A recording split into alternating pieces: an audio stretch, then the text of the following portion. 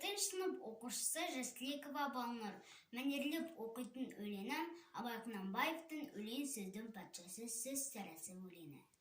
Өлең сөздің патшасы, сөз сарасы, қиыннан қиыстырар ер данасы, тілге жеңіл, жүрекке жылы тиіп, теп-тегіс жұмыр келсін айналасы. Бөтен сөзбен болғанса сөз арасы, ол ақынның білімсіз бишарасы.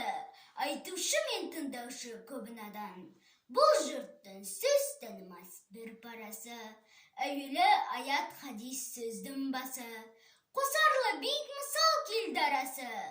Қисыны мен қызықты болмаса сөз, неге айтсын пайғамбар мен оның алласы.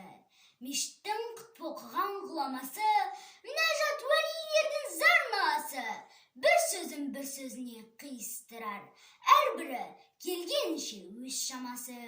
Өлеңге әркімнің ақ бар таласы, сонда да солардың бар таңдамасы.